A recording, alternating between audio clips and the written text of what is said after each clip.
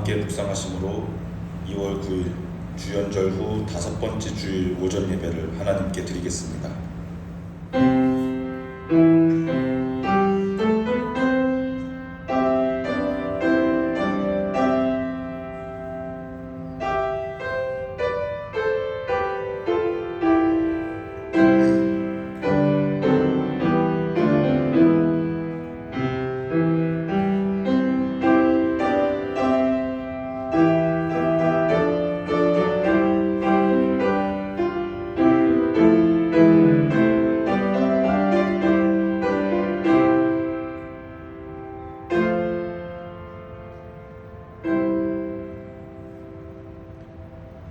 주린이에게는 음식으로 채워주시고 목마른 이에게는 물로 만족을 주시는 하나님 아버지, 거룩한 주일 아침에 저희는 목마른 사슴이 시냇물을 찾듯이 성전으로 나아왔습니다. 저희가 배고프고 또 목마르니 이곳에서 영원히 솟아나는 샘물을 허락하여 주셔서 우리의 영혼이 진정으로 만족하게 하여 주시옵소서. 하늘에서 주시는 풍성한 양식으로 우리의 마음을 배부르게 하여 주시옵소서. 걱정과 근심을 모두 내려놓고 예수님을 믿는 믿음과 함께 세상이 줄 수 없는 평안으로 살아가게 하옵소서. 예수 그리스도의 이름으로 기원하옵나이다. 아멘. 다 함께 일어나셔서 찬송가 1장 부르시겠습니다.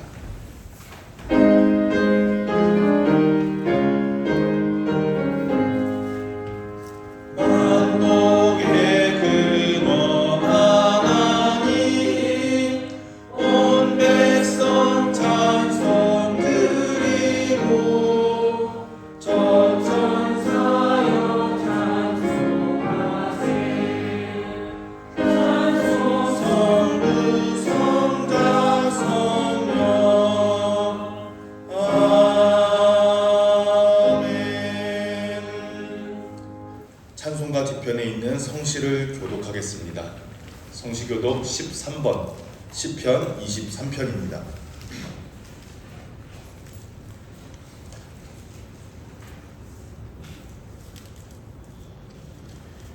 여호와는 나의 목자시니 그가 나를 푸른 풀밭에 누이시며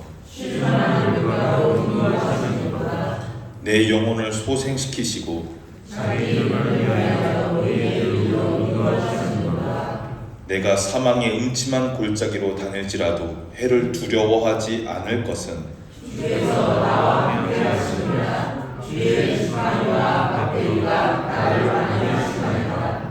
주께서 내 원수의 목전에서 내게 상을 차려주시고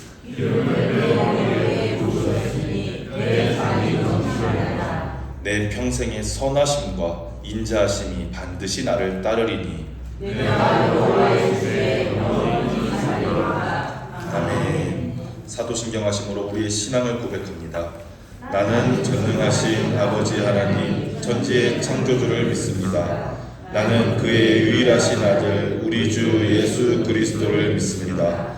그는 성령으로 잉태되어 동정녀 마리아에게서 나시고 본디오 빌라도에게 고난을 받아 십자가에 못 박혀 죽으시고 장사된 지 사흘 만에 죽은 자 가운데서 다시 살아나셨으며 하늘에 오시어 전능하신 아버지 하나님 우편에 앉아 계시다가 거기로부터 살아있는 자와 죽은 자를 심판하러 오십니다. 나는 성령을 믿으며 거룩한 공교회와 성도의 교제와 죄를 용서받는 것과 몸의 부활과 영생을 믿습니다. 아멘. 자리에 앉으시기 바랍니다. 찬송가 211장을 찬송하시고 오수영 사모님 예배를 위해 기도해 주시겠습니다.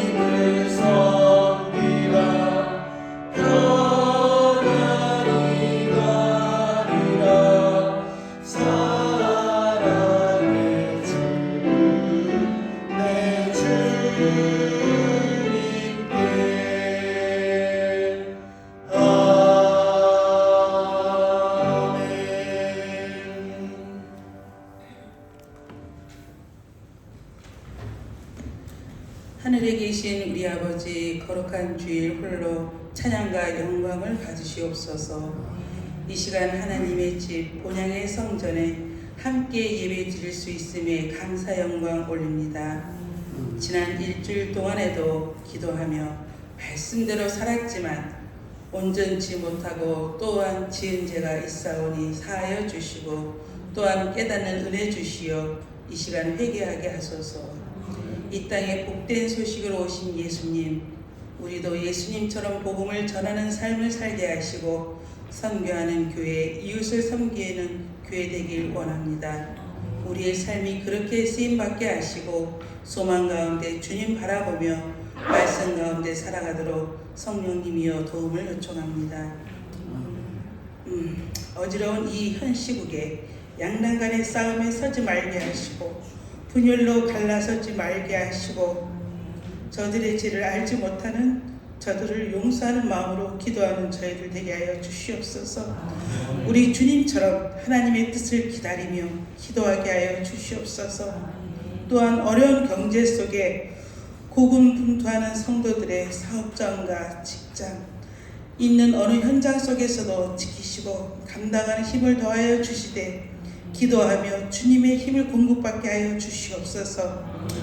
우리 아이들에게는 말씀으로 교육하는 교회 되게 하시고 학생들에게는 믿음으로 내일을 꿈꾸는 교회 되게 하여 주시옵소서. 청년들에게는 하나님 안에서 기도하며 직장을 잘 견뎌내게 하시고 승리하게 하시고 또한 믿음 안에서 결혼을 준비하는 그런 또한 우리도 함께 기도하는 교회 되기 원합니다. 결혼하는 가정에는 대문을 열어주시어서 함께 소망하는 가운데 서로 기도하길 원합니다. 온전히 함께 신앙생활을 하지 못하는 가정들 많습니다. 매년마다 그 소원을 가지고 주님 앞에 나오는 성도들이 있습니다.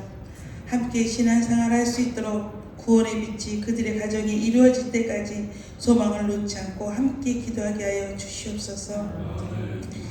이 시간 진리를 말하는 교회, 목사님, 성도님 되게 하시고 그러기 위해 성경 말씀을 잘 배우는 성도, 성경을 늘 읽으며 기도하는 삶 속에 살게 하여 주시옵소서. 강단에 서신 목사님과 설교위에 성령의 충만함을 허락하시어서 생명의 양식을 먹는 이 시간 조금이라도 하나님 아버지 길가와 가시밭과 돌짝밭에 떨어지지 아니하도록 저희들을 지켜주시고 정신을 똑바로 차리고 집중하여 생명의 양식을 실컷 배부르게 먹을 수 있도록 도와주시옵소서. 듣는 저희들 옥토와 같은 심령이 되게 하여 주심에 결실하는 삶으로 이어지게 하시고 멀리서 함께하지 못하지만 유튜브로 통해 예배하는 자들에게도 동일한 은혜를 허락하여 주시옵소서. 이 시간 예배를 위하여 맡은 자들과 섬기는 자 또 찬양하는 자들에게 기쁨과 감당할 수 있는 힘을 주시고 특히 계속되어지는 이 한파 추위 속에 건강과 사건 사고에서 안전하게 하시고 연로하신 어르신들을 특별히 기억하여 주시옵소서. 이 시간에도 함께하지 못한 우리 환우들에게 치유의 은혜를 더하여 주셔서 거뜬하게 잘 이겨내고 함께 다음 주에는 예배 드릴 수 있는 은혜 또한 허락하여 주시옵소서. 이 예배를 주관하시며 성령님께서 온전히 인도해 주실 걸 믿고 예수님 이름으로 기도합니다. 아멘.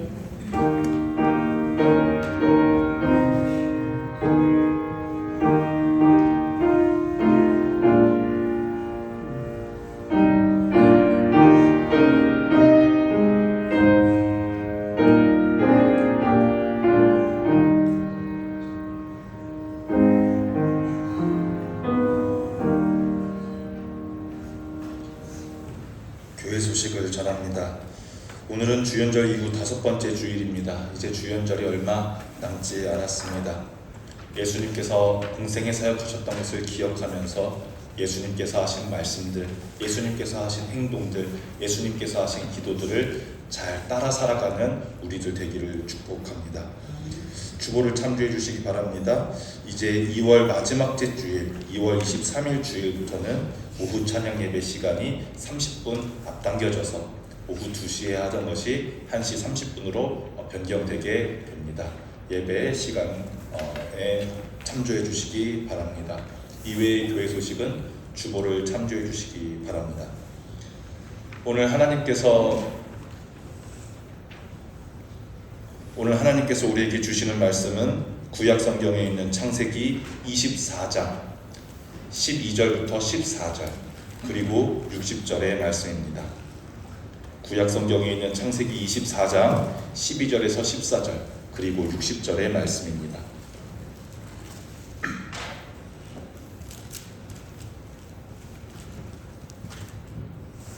지금부터 하나님의 말씀을 봉독합니다. 여러분들에게 하시는 하나님의 말씀을 경청하시기 바랍니다. 이것은 하나님의 말씀입니다. 그가 이르되 우리 주인 아브라함의 하나님 여호와여, 원하건대 오늘 나에게 순조롭게 만나게 하사 내 주인 아브라함에게 은혜를 베푸시옵소서. 성중 사람의 딸들이 물 기르러 나오겠사오니 내가 우물 곁에 서 있다가 한 소녀에게 이르기를 청하건대 너는 물동이를 기울여 나로 마시게 하라. 내가 당신의 낙타에게도 마시게 하리라 하면 그는 주께서 주의 종 이삭을 위하여 정하신 자라. 이로 말미암아 주께서 내 주인에게 은혜를 베푸심을 내가 알겠나이다. 60절의 말씀입니다. 리브가에게 축복하여 이르되 우리 누이여 너는 천만인의 어머니가 될지어다.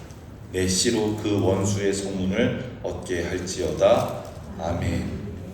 에스더 중창단 찬양으로 하나님께 영광을 올려드리겠습니다.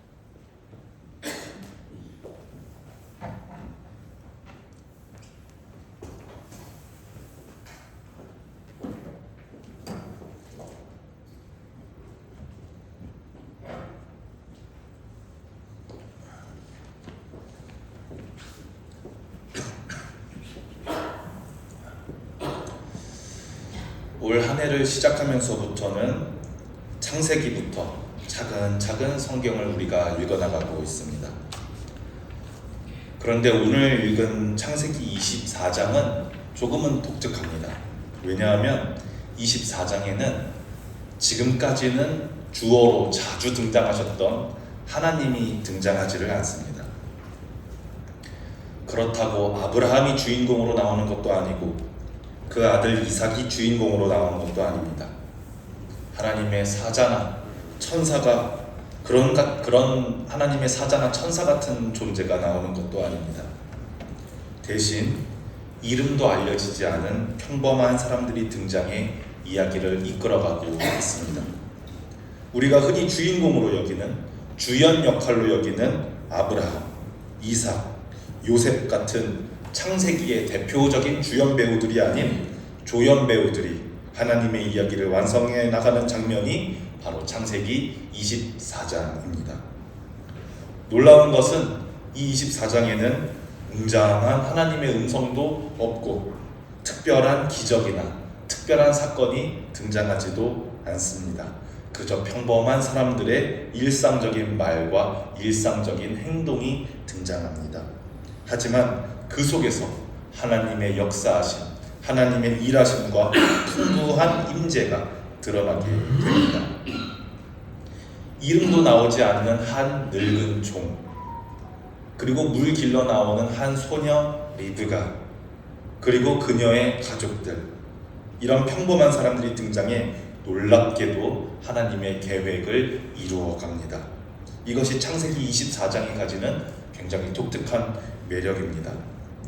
그런데 이 창세기 24장은 67절 분량으로 굉장히 긴 분량이지만 그 자체로서 하나의 이야기가 됩니다. 하지만 복잡한 신학적 용어나 난해한 사건이 나오지는 않습니다. 제가 말씀드렸던 것처럼 우리의 일상과 닮아 있는 평범한 대화, 평범한 행동들이 하나님의 놀라운 일하심으로 연결됩니다. 그러니 오늘 예배가 끝난 후 꼭 창세기 24장을 1절부터 67절 끝까지 한번 천천히 읽어보시기 바랍니다.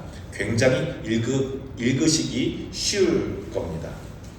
그러면 우리 일상 속에서 일하시는 하나님의 모습을 보는 깊은 은혜의 시간이 될 것이라 믿습니다. 그러면 한번 본격적으로 저희가 창세기 24장의 이야기로 한번 들어가 보겠습니다. 우리가 지난주에 보았듯이 아브라함은 100살이 넘어서야 귀한 아들 이삭을 보게 됩니다. 이삭의 이름의 뜻처럼 이 이삭이라는 아들은 아버지에게 큰 웃음과 큰 기쁨을 주는 그런 아들이었습니다. 그런데 시간이 흘러 이삭이 이제 결혼할 나이, 결혼 정년기에 이르자 아브라함은 아들을 위해 신부감을 찾기 시작합니다. 그런데 그게 참 쉽지가 않습니다. 왜냐하면 지금 아브라함과 이삭이 살고 있는 가나안이라는 땅에는 여호와를 하나님으로 모시고 여호와를 경외하면서 사는 사람이 없기 때문입니다.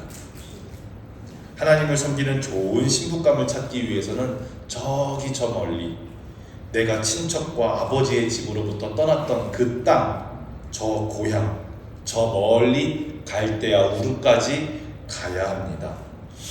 그런데 말이죠, 가나안 땅에서 갈대아 우르까지는 너무너무 먼 거리입니다. 어느 정도로 뭐냐면 서울에서 부산을 왕복하는 것을, 서울에서 부산을 찍고 다시 서울로 올라가는 것을 4번에서 5번 정도는 반복해야 하는 거리입니다. 그리고 지도를 보시면 아시겠지만 중간에 뭐가 있어요? 큰 사막이 보이지 않으십니까? 그래서 직진으로 가기도 어렵습니다. 그렇다고 거리만 또 문제인 것도 아닙니다. 고향에 도착한다고 해도 좋은 신부감을 바로 찾으리란 보장이 없습니다. 우리가 한 사람을 5년, 10년 봐도 그 사람이 어떤 사람인지 잘 알지 못하는데 고작 며칠 머물러 본다고 해서 한 사람의 진정한 성품과 그 사람의 신앙을 어떻게 알아볼 수가 있겠습니까? 그리고 결정적으로 아브라함이 더 이상 이 40년 전, 50년 전의 아브라함이 아닙니다. 75세 때에는 그래도 정정해서 하나님의 명령에 따라 이 먼 거리를 낙타를 타고 움직일 수 있었는데 이제 벌써 120세가 넘었습니다. 이제 이렇게 먼 거리를 움직일 수 있는 분이 아닙니다. 그래서 결국 아브라함은 데리고 있는 종 중에서 재산을 맡길 만한 믿음직한 종, 나이가 많은 종, 이 한 사람에게 아들의 신부감 찾기라는 미션을 맡기기로 합니다. 참 아이러니하게도 하나님의 선택을 받은 아브라함이지만, 믿음의 조상인 아브라함이지만, 아들의 결혼, 자식의 결혼이라는 중요한 일 앞에서 아브라함이 할 수 있는 일은 아무것도 없습니다. 그저 그 한 종을 신뢰하며 모든 것을 하나님의 인도하심에 맡길 수밖에 없는 아브라함입니다. 그래서 이 미션을 받고 늙은 종 아브라함의 종은 먼 여정을 떠납니다. 그래서 아브라함의 고향 갈대아 우르가 있는 메소포타미아 지역에 도착하게 됩니다. 그리고 이 종은 도착한 후에 우물가에 가서 기도합니다. 하나님께 기도합니다. 우물가에는 어떤 사람이 우물가로 갑니까? 목마른 사람. 우물가에 가는 사람은 어떤 사람입니까? 목마른 사람이 우물가로 갑니다. 그럼 우물가는 그 사람에게 무엇을 제공합니까? 목마른 자에게는 시원함을 제공하는 곳이 바로 우물가입니다. 아브라함의 종이 우물가에서 기도했다는 것은 목마른 마음으로 하나님께 나아갔다는 말입니다. 지금 성전에 올라오신 여러분들도, 하나님께 예배드리고 하나님의 말씀을 듣기 위해 오신 여러분들도 우물가에 오는 마음으로, 목마른 마음으로 예배드리시기를 소망합니다. 목마른 여러분들이 주님께서 주시는 샘물 같은 은혜로 시원해지는 축복이 있기를 축복합니다. 이 하나님 앞에서 목마른 늙은 종은 우물가에서 이렇게 기도합니다. 하나님, 내가 우물가에 서 있사오니 물을 길러 나오는 처녀들 중에 혹시 나에게 물을 마시게 대접하고 나의 낙타들에게도 물을 주면 그 사람이 이삭의 아내로 정하신 자인 줄로 제가 알겠습니다. 이렇게 기도합니다. 그런데 기도가 끝나자마자 어떤 한 소녀가 물동이를 메고 우물가로 내려옵니다. 그 소녀의 이름은 리브가였습니다. 종이 리브가에게 말합니다. 청하건대 너희의 물동이로 물을 내게 조금 마시게 하라 요청합니다. 그런데 놀랍게도 종이 기도한 것처럼 리브가라는 이 소녀는 기꺼이 처음 보는 외지인인 이 종에게 물을 대접하고 또 심지어 데리고 온 낙타들에게도 물을 먹이겠다고 합니다. 제가 찾아보니까 한 마리의 낙타가 목이 마른 상태라면 100리터의 물까지도 마신다고 합니다. 그런데 종이 낙타 10피를 데리고 왔으니 아마 여러 번 수고해서 물동이에 물을 길어야만 했을 겁니다. 리브가는 단순한 호의가 아니라, 단순한 친절이 아니라 헌신적이고 수고로운 섬김을 보여주고 있습니다. 리브가는 우물로 여러 차례 뛰어내려가 물을 터날라서 낙타들에게 물을 마시게 합니다. 힘든 과정이었을 텐데도 리브가는 기꺼이 끝까지 일을 완수합니다. 한번 이 장면을 우리가 성경을 읽어보면 잘 이해가 될 것 같습니다. 창세기 24장 20절과 21절을 우리가 한 목소리로 읽어보겠습니다. 시작. 급히 물동이의 물을 구유에 붓고 다시 기르려고 우물로 달려가서 모든 낙타를 위하여 깃는지라. 그 사람이 그를 묵묵히 주목하며 여호와께서 과연 평탄한 길을 주신 여부를 알고자 하더니, 종은 아무 말 없이 묵묵히 리브가의 행동을 지켜보면서 지금 이 소녀와의 만남이 하나님께서 평탄하고 원활하게 나의 기도 제목을 들어주신 것일까? 어떻게 기도하자마자 이렇게 기도했던 제목대로 나에게 물을 대접하고 나의 가축들에게도 물을 베푸는 소녀가 오게 되는 이런 평탄한 일이 생기게 되었을까? 과연 이 종은 하나님께서 평탄한 길을 주셨는지 궁금해서, 과연 이 소녀가 하나님께서 기도응답으로 보내주신 소녀인지 궁금해서 소녀에게 묻습니다. 혹시 이름이 어떻게 되냐고, 어느 집에 누구냐고, 그리고 그 집에 혹시 내가 유숙할 수 있겠냐고 묻습니다. 그런데 소녀가 대답합니다. 저는 나홀의 아들인 부두엘의 딸입니다. 저희 집에 가축을 먹일 충분한 사료도 있고 유숙도 충분히 하실 수가 있습니다. 소녀의 이 대답을 듣고 이 종은 하나님께서 준비하신 평탄하고 형통한 길이라는 것을 확신합니다. 이 소녀가, 이 리브가라는 소녀가 나홀의 손녀라니, 나홀의 손녀를 이렇게 만나게 되다니. 왜냐하면 나홀은 누굽니까? 아브라함의 친동생이거든요. 하나님께서 이 먼 곳에서도 이렇게 나의 주인 아브라함을 위해서 일하시는구나. 하나님께서 우물가에서 목마른 마음으로 기도한 나의 기도 제목을 들어주시는구나. 하나님께 감사하면서 찬송과 영광을 올려드립니다. 이 늙은 종이 하는 감사와 찬송의 내용을 우리가 한번 같이 읽어보면 좋겠습니다. 창세기 24장 27절입니다. 시작. 이르되 나의 주인 아브라함의 하나님 여호와를 찬송하나이다. 나의 주인에게 주의 사랑과 성실을 그치지 아니하셨사오며 여호와께서 길에서 나를 인도하사 내 주인의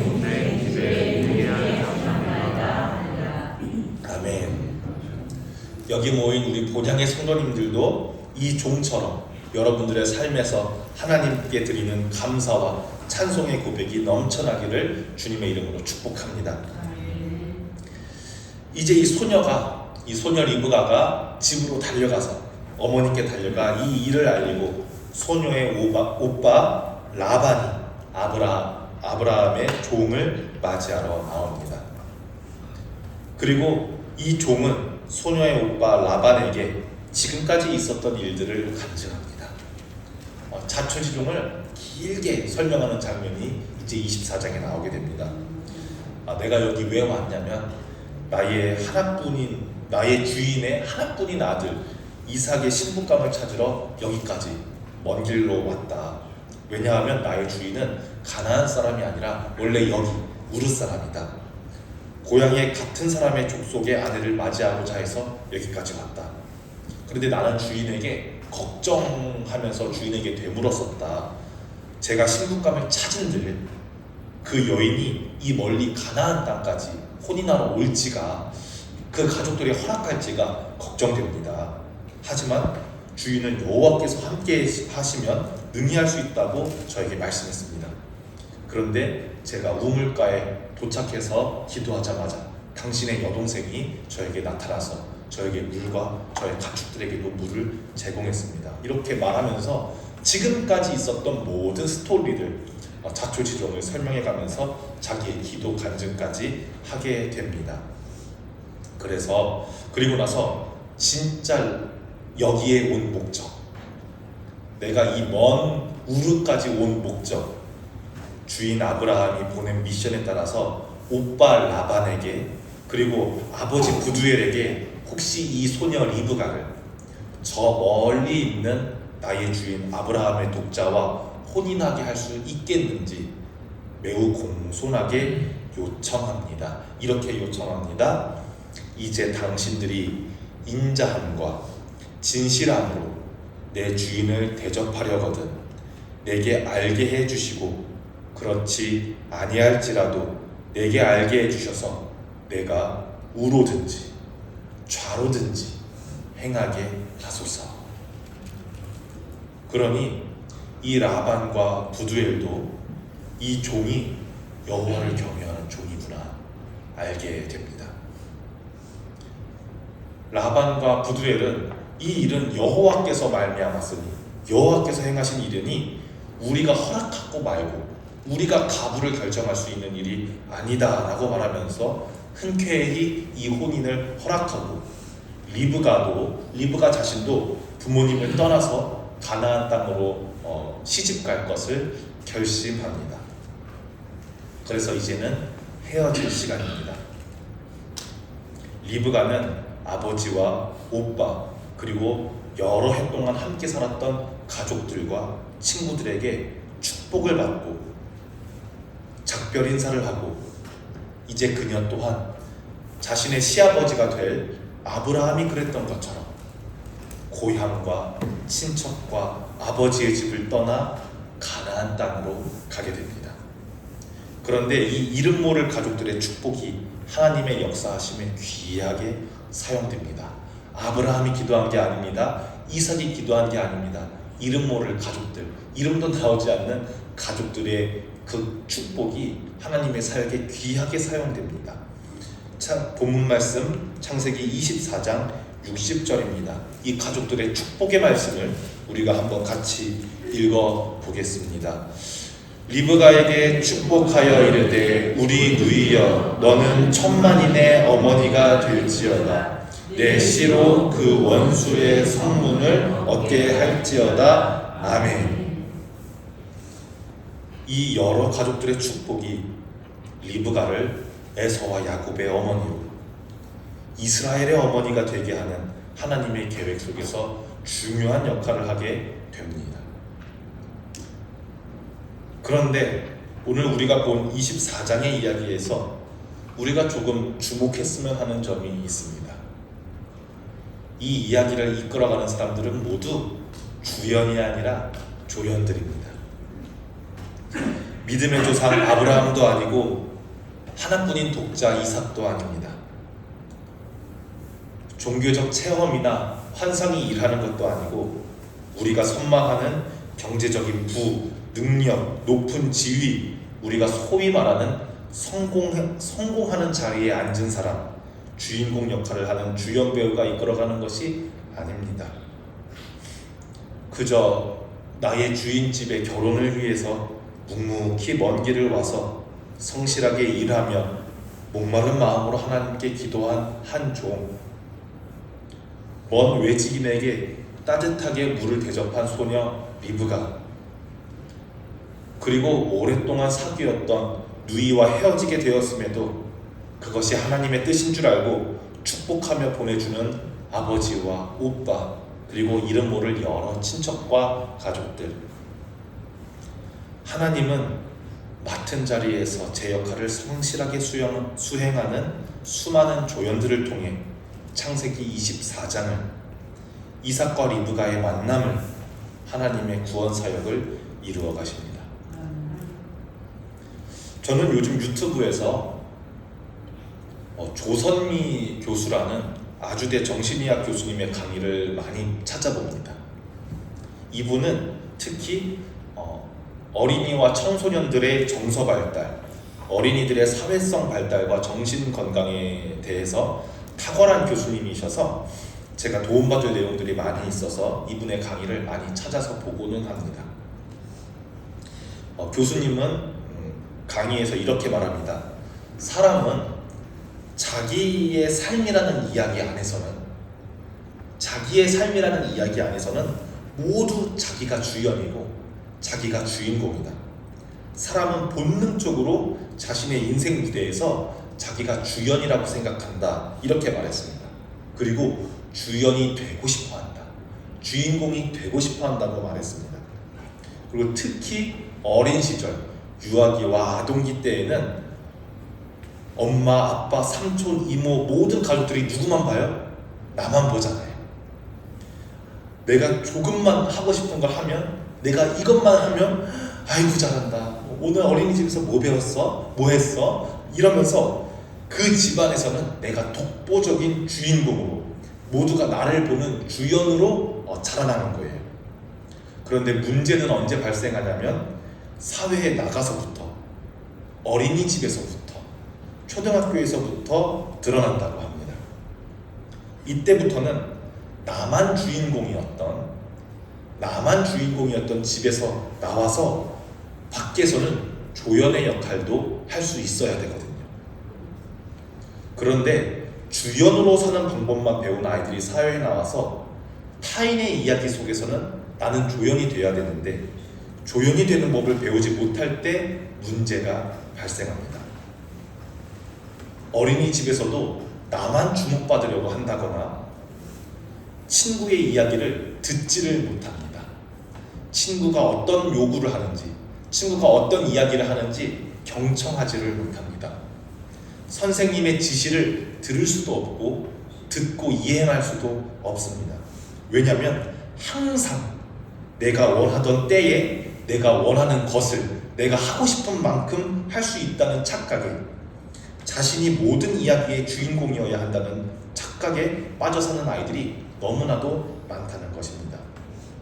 교수님은 이런 아이들은 교실에서 여러 갈등을 일으키는 주범이 되면서 동시에 아이들이라는 사회 안에서 따돌림을 당할 가능성이 크다고, 따돌림을 당할 위험이 크다고 경고합니다.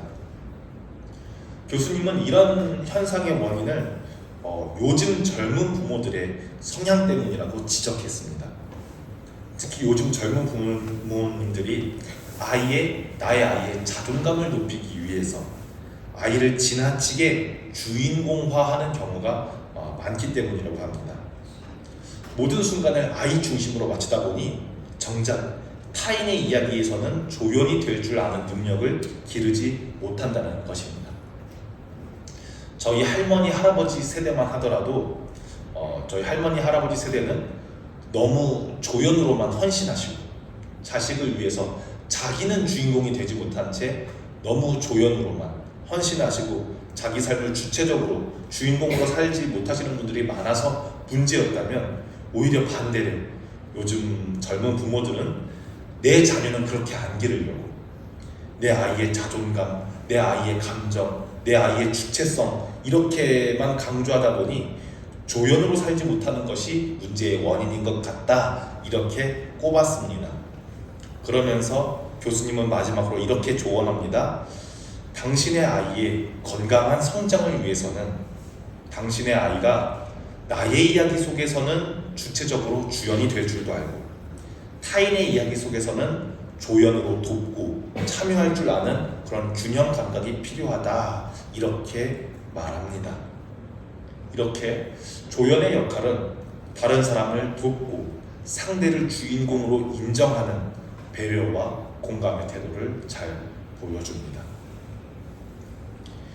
이 강의를 보면서 저는 자연스럽게 하나님의 이야기 속에서, 하나님께서 주연이신 이야기 속에서 조연의 역할을 하는 우리의 모습을 떠올리게 되었습니다.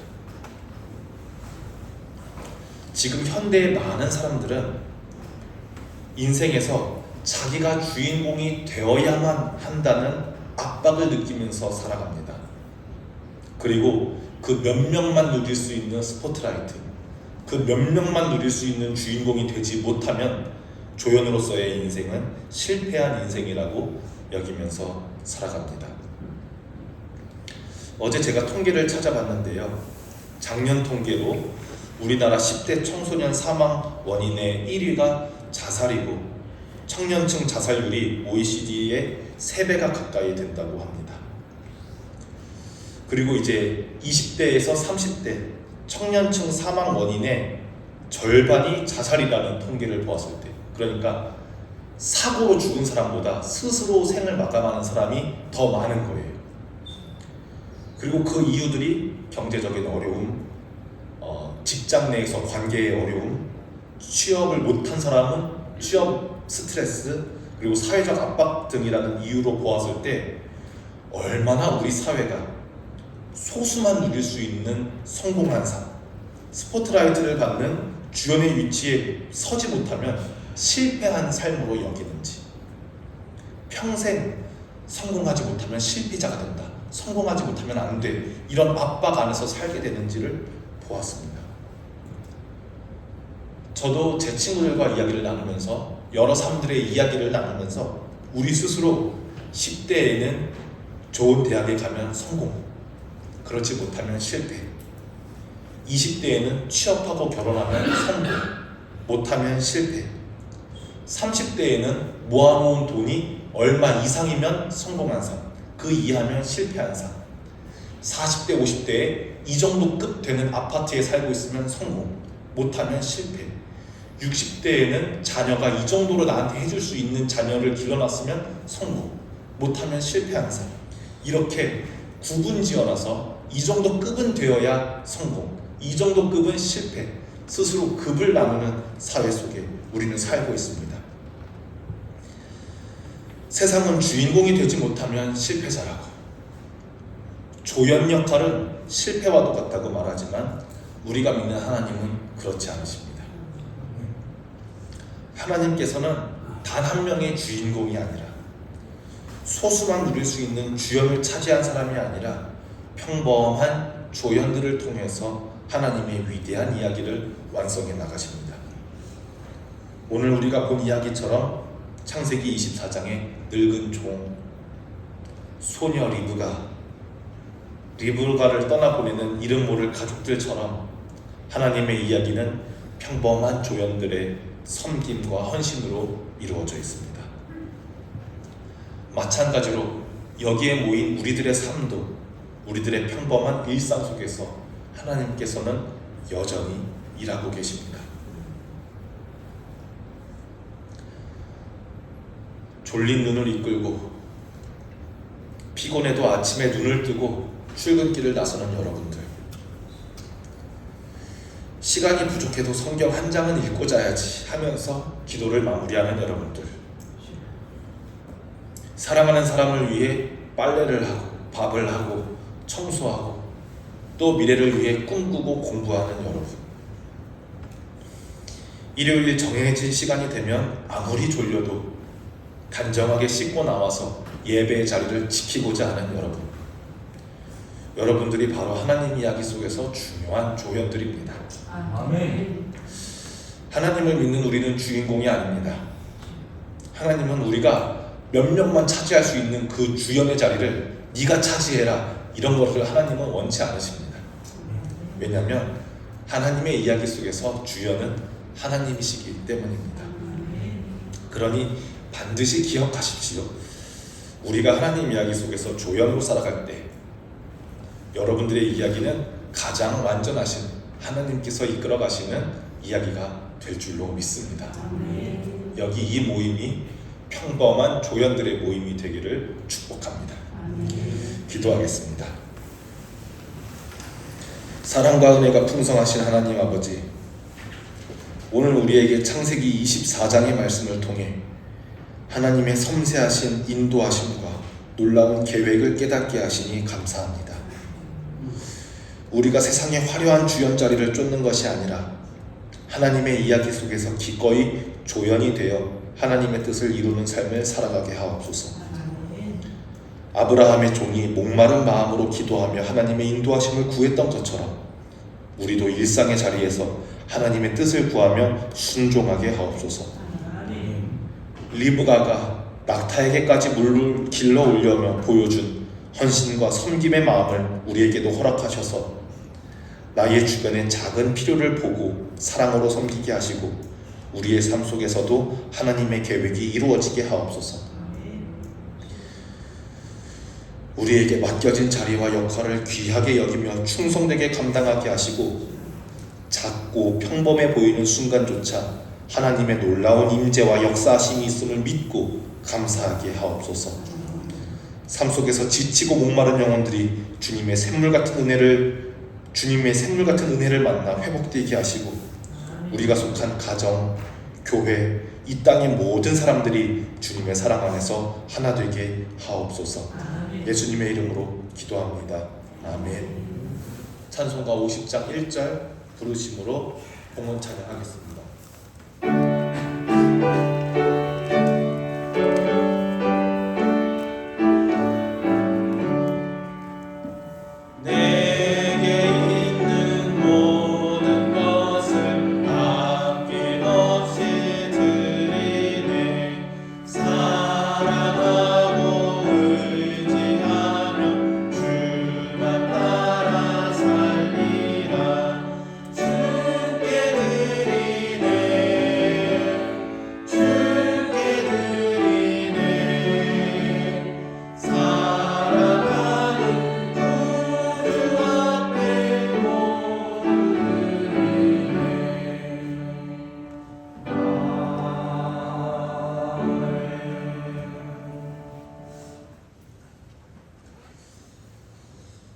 함께 드려진 봉헌을 위해 기도합니다.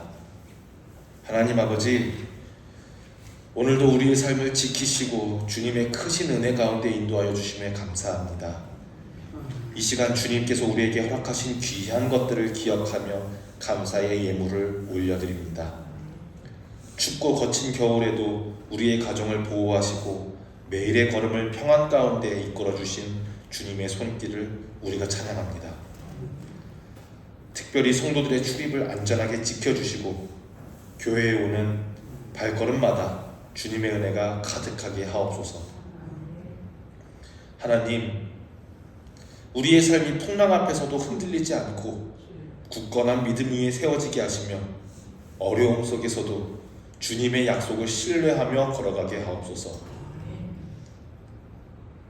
성도들의 수고로 모여진 이 귀한 예물이 주님의 나라를 확장하는 데 사용되게 하시고 가난한 이들에게는 따뜻한 위로가 되며 소외된 자들에게는 희망과 기쁨의 통로가 되게 하여 주시옵소서. 우리가 주님께 받은 사랑을 기억하면서 우리 삶 속에서도 이웃과 함께 나누게 하시고 작은 섬김조차 기쁨과 감사로 행하는 믿음의 사람들이 되게 하여 주시옵소서. 이 모든 기도가 하나님의 선하신 뜻 안에서 이루어지기를 바라오며 우리 주 예수 그리스도의 이름으로 간절히 기도합니다. 아멘. 다 함께 일어나서 파송의 찬양하시겠습니다.